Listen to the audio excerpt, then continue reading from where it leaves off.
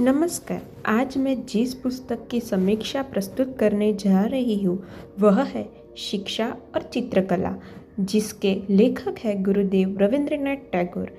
यह पुस्तक केवल शिक्षा या कला की चर्चा नहीं करती, बल्कि मानव जीवन को सुंदर, संवेदनशील और पूर्ण बनाने का दर्शन प्रस्तुत करती है। टैगोर का मानना था कि जिस शिक्षा में कला नहीं है वह आत्मा को अधूरा छोड़ देती है।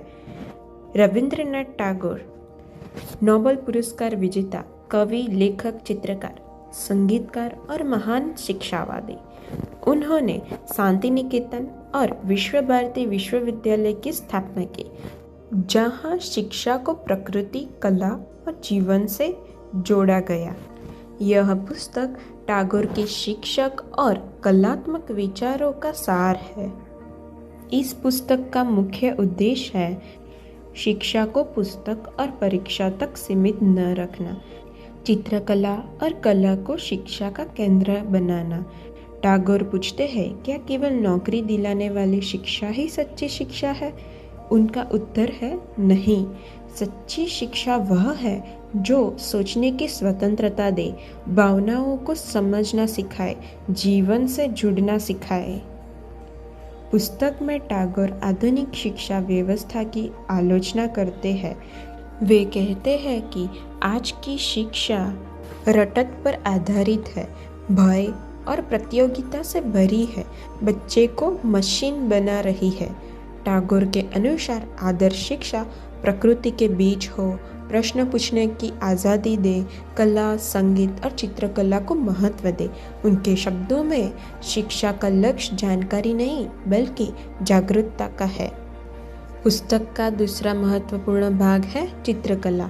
टैगोर चित्रकला को आत्मा की भाषा, मौन अभिव्यक्ति, भावनाओं का चित्र मानते थे।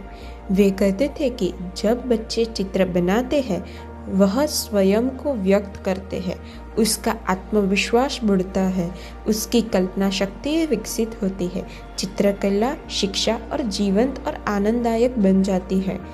इस पुस्तक का सबसे सुंदर संदेश है, शिक्षा और चित्रकला एक दूसरे के पूरक है। शिक्षा दिशा देती है, चित्रकला संवेदना देती है।